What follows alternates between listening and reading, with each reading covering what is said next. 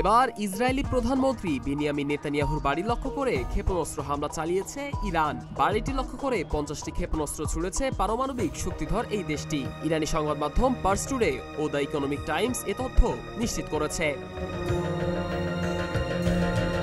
15 June প্রকাশিত প্রতিবেদনে বলা হয়েছে, ইসরায়েলে 50টি ব্যালিস্টিক ক্ষেপণাস্ত্র ছুড়েছে ইরান। ইসরায়েলের প্রধানমন্ত্রী বেনিয়ামিন নেতানিয়াহুর বাড়ি লক্ষ্য করে এসব ক্ষেপণাস্ত্র হামলা চালানো হয়।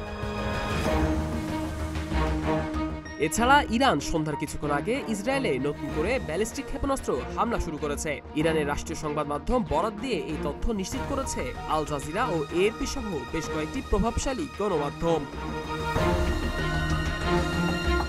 আল জাজিরার এক প্রতিবেদনে বলা হয়, 15 জুন সন্ধ্যার কিছুক্ষণ আগেই ইরান থেকে ক্ষেপণাস্ত্র নিক্ষেপ করা হয়। ইসরায়েলি সেনাবাহিনীও ক্ষেপণাস্ত্র হামলার সতর্কতা জারি করে নাগরিকদের নিরাপদ আশ্রয়ে চলে যাওয়ার নির্দেশ দিয়েছে। ইরানের হামলায় হাইফা শহরে অন্তত 4 জন নিহত হয়েছেন।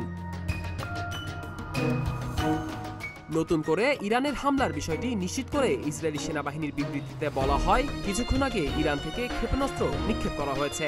নাগরিকদের সুরক্ষিত এলাকায় প্রবেশ করতে এবং পরবর্তী নির্দেশ না দেওয়া পর্যন্ত সেখানে থাকতে নির্দেশনা দেওয়া হয়েছে।